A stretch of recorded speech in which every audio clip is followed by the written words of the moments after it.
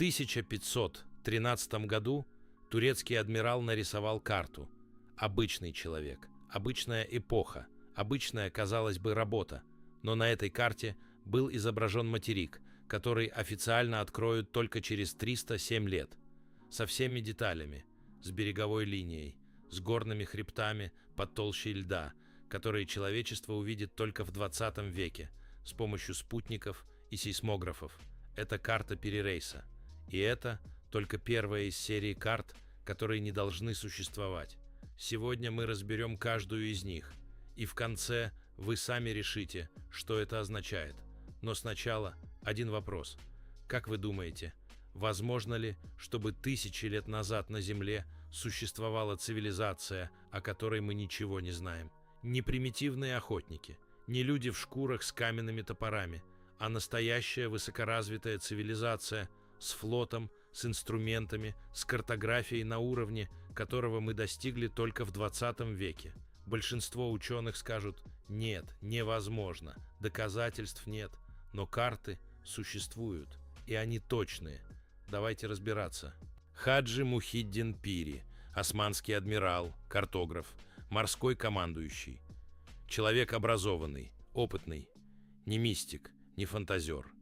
В 1513 году он создает карту мира на шкуре газели. Сегодня она хранится в музее Топкапы в Стамбуле. На ней Атлантический океан, Западная Африка, Южная Америка, Карибские острова. Все это открытие конца 15-го, начала 16 века. Пири Рейс мог пользоваться картами современников. Это логично, это объяснимо. Но вот в нижней части карты Земля. Большая, подробная, с береговой линией, которая изгибается именно так, как должна. Это Антарктида. Официально ее открыли в 1820 году. Российская экспедиция Беллинсгаузена и Лазарева первой увидела ледяной континент. Пири Рейс умер в 1553 году. Он нарисовал этот материк на 307 лет раньше его открытия. Но это можно было бы списать на случайность. Может быть, он просто предположил, что там должна быть Земля. Может быть, это симметрия, раз на севере есть Арктика, на юге тоже должно что-то быть. Такое объяснение звучит разумно, до тех пор, пока вы не видите детали. В 1960 году американский военный картограф Чарльз Хапгуд отправил фотокопию карты Пири Рейса на базу ВВС США Веставер. Он попросил офицеров, специалистов по картографии и аэрофотосъемке оценить точность береговой линии в нижней части карты. Ответ пришел через несколько недель. Цитирую официальный документ. Картографические проекции указывают на то, что данная карта была составлена с использованием центра проекции, расположенного в Египте, и что изображенные земли соответствуют реальному рельефу Антарктиды под ее ледяным покровом. Под ледяным покровом. Не Антарктиды снаружи, а той Антарктиды, которую мы увидели только благодаря современным технологиям, эхолокации, радарной съемке из космоса, сейсмическому зондированию, той Антарктиды, которой не видел ни один человек в 1513 году, потому что лед там лежит уже тысячи лет. Пири Рейс сам оставил объяснение. На полях карты он написал, что при ее составлении пользовался более древними источниками, картами, существовавшими до него, португальскими, арабскими и, цитирую, картами, составленными еще во времена Александра Македонского. То есть сам Пири Рейс признавал, он не автор этих данных, он только переписчик. Кто-то до него знал об Антарктиде, кто-то до него измерил ее береговую линию, кто-то ходил туда. Вопрос только один. Когда? Прошло 18 лет после карты Пири Рейса. Французский математик и картограф Арантей Финей публикует карту мира. На ней снова Антарктида. Но на этот раз детализация еще выше. На карте Финея у Антарктиды есть реки, есть горные долины, есть незамерзшие побережья с четко прорисованными заливами и мысами. Современные исследователи сравнили карту Финея с данными сейсмической съемки подледного рельефа. и пришли в замешательство. Соответствие не общее, не приблизительное, точечное. Реки на карте Финея текут именно там, где под льдом находятся долины. Заливы на месте, полуострова на месте. Более того, в центре континента на карте Финея открытое море. Ученые долго смеялись над этим. Какое море в центре Антарктиды? Нонсенс. Но в 1958 году, во время Международного геофизического года, советские исследователи провели бурение в центральной части континента и обнаружили под километрами льда жидкая вода, целые подледные озера. Самое большое из них – озеро Восток, размером со все Онежское озеро. Финей нарисовал это в 1531 году. Мы подтвердили это в 1958. Это уже не случайность. Два картографа, два разных источника, два независимых изображения, и оба точные. Официальная наука реагирует на это предсказуемо. Совпадение, неверная интерпретация, проекция искажает данные. Но ни одно из этих объяснений не отвечает на главный вопрос. Откуда эти данные? Кто провел съемку? Кто измерил? Кто видел незамерзшую Антарктиду? Ответа нет. Официального нет. Еще один документ, еще одна загадка. В 1559 году появляется карта, на которой Северная Америка и Азия соединены широкой полосой суши. Сегодня там Берингов пролив, узкая полоска воды между Россией и Аляской. В 1559 году об этом проливе никто еще не знал. Он был открыт Витусом Берингом только в 1728 году. Значит, нарисовать водный пролив Хаджи Ахмед просто не мог, его не открыли. Но он нарисовал сушу. И вот в чем дело. Суша там действительно была. Во время последнего ледникового периода, примерно от 10 тысяч до 15 тысяч лет назад, уровень Мирового океана был значительно ниже. На месте Берингова пролива существовал перешеек, так называемая Берингия. По ней первые люди пришли из Азии в Америку. Хаджи Ахмед нарисовал Землю такой, какой она была 10 тысяч лет назад.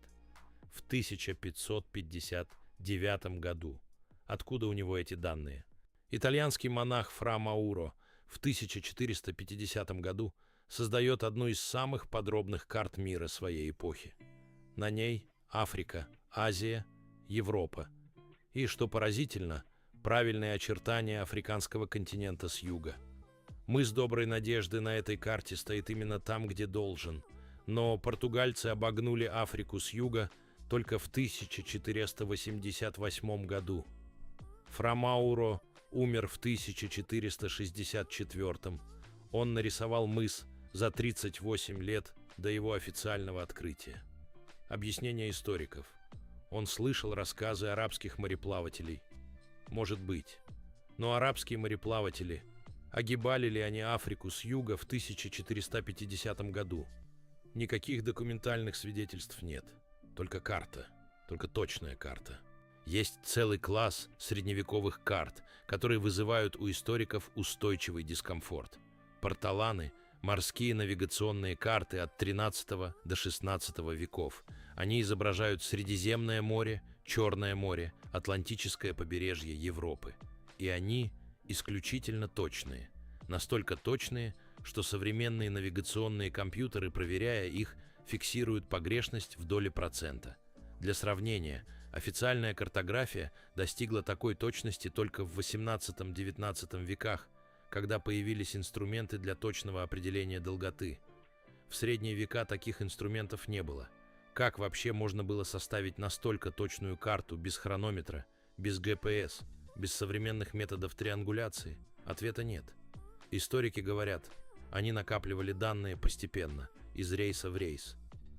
Но это не объясняет точность. Это объясняет накопление данных, не точность. Хапгуд в своей работе пришел к выводу. Порталаны – это не оригинальные средневековые создания. Это копии с гораздо более древних источников.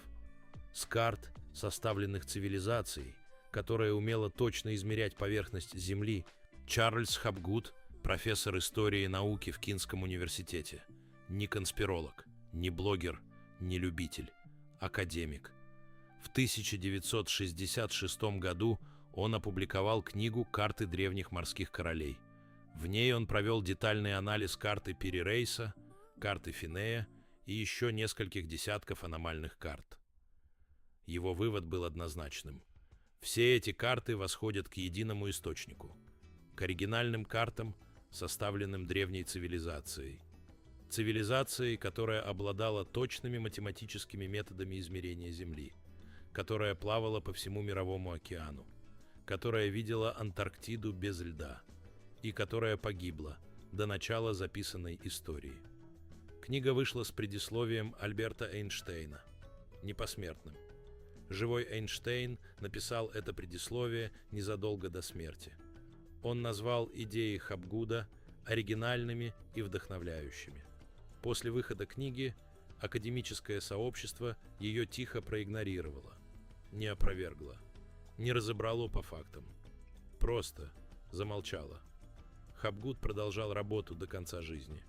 Умер в 1982 году, сбитый автомобилем, переходя улицу. Его архивы хранятся в библиотеке Кинского университета. Часть из них до сих пор не опубликована. В 2017 году группа геологов из Новой Зеландии опубликовала исследование, которое перевернуло карту буквально. Они объявили: существует 8-й континент – Зеландия. Площадь почти 5 миллионов квадратных километров. Это больше Индии. Он существует, он настоящий. Геологически полноценный континент. Проблема одна – 94% его поверхности находится под водой. Около 23 миллионов лет назад Зеландия начала медленно погружаться. Но это геологические процессы, миллионы лет. Есть другая история. Около 12 тысяч лет назад завершился последний ледниковый период. Огромные ледники начали таять. Уровень Мирового океана поднялся примерно на 120 метров. 120 метров. Под воду ушли огромные территории, шельфы, острова, прибрежные равнины. По некоторым подсчетам, около 27 миллионов квадратных километров суши исчезло под водой за несколько тысяч лет. Представьте, 3 территории размером с Россию ушли под воду. И если на этих территориях жили люди, если там были города, порты, обсерватории, если там были картографические центры, где составлялись карты всего Мирового океана, они ушли под воду вместе с континентами. Остались только карты, те, которые успели скопировать, передать, сохранить. Это не теория, это уже факты. В 2001 году у берегов Кубы на глубине 700 метров обнаружили правильные каменные структуры – пирамиды, дороги, здания. Канадские исследователи Полина Зелицки и Пол Вайнцвейг провели там несколько экспедиций. Официальной реакции почти не было. У берегов Японии – монумент Йонагуни. Правильные террасы, лестницы, стены, уходящие в глубину на 27 метров. Японские геологи делятся поровну. Одни говорят – природное образование, другие – искусственное. Вопрос не закрыт. У берегов Индии в Камбейском заливе в 2001 году обнаружили следы города под водой. Возраст, по данным радиоуглеродного анализа, около 9000 лет. На 5000 лет старше, чем самые ранние известные города Месопотамии. Официальная наука взяла паузу. Исследования продолжились. Публикаций почти нет. Вы видите паттерн. Каждый раз, когда находят что-то, что не вписывается в официальную хронологию, реакция одинакова. Тишина. Ни опровержение, ни объяснение. Тишина. Если принять, что карты Пири-Рейса, Финея, Хаджи Ахмеда, Фра-Мауро – это действительно копии из более древних источников, то логика ведет нас к одному выводу. До начала записанной истории, примерно до 3500 лет до нашей эры, существовала цивилизация. Достаточно развитая, чтобы плавать по всему Мировому океану. Достаточно умелая, чтобы точно картографировать континенты. Достаточно организованная, чтобы создавать библиотеки и хранить знания. Она исчезла, Катастрофа там природная ли, или что-то другое, та уничтожила ее или загнала в небытие. Воды поднялись, города ушли под воду, люди расселились заново, и только карты, те, что успели скопировать, дошли до нас через тысячелетия, через руки арабских ученых, через библиотеки Константинополя, через монастырские скриптории средневековой Европы, до Пири Рейса, до Финея, до нас. Официальная наука не отрицает существование карты Пири Рейса. Карта реальная, она в музее, ее можно увидеть. Официальная наука не отрицает точность береговой линии Антарктиды на этой карте. Хапгуд получил подтверждение из ВВС США. Документ существует. Официальная наука не объясняет, как эта точность возникла. Она просто не объясняет. Говорит о случайности, о совпадении, о неверной интерпретации проекций. Но когда вам говорят совпадение на 6 разных картах, 6 разных авторов, 6 разных эпох, это уже не объяснение. Это отказ объяснять. И вот здесь важно задать себе вопрос. Почему? Почему официальная наука предпочитает молчать, а не исследовать? Что изменится, если эта цивилизация действительно существовала? Изменится все, что мы знаем об истории человечества. Вся хронология, все учебники, все концепции. Иногда легче объявить доказательства совпадением, чем переписать историю с нуля. Карта Пири Рейса лежит в музее Топкапы. Спокойно, под стеклом. Ее видят тысячи туристов каждый год. Почти никто не знает, что на ней изображено. Почти никто не спрашивает. А ответа все равно нет. Кто составил эти карты, мы не знаем. Когда они были созданы впервые, мы не знаем. Какая цивилизация обладала такими знаниями, мы не знаем. Но карты существуют, они точные, и они намного старше, чем нам говорят. Что думаете вы? Случайность или доказательство? Напишите в комментариях. Мне интересно ваше мнение. И подпишитесь на канал, потому что следующий выпуск будет о находке, которая еще более невозможна, чем все, что мы разобрали сегодня.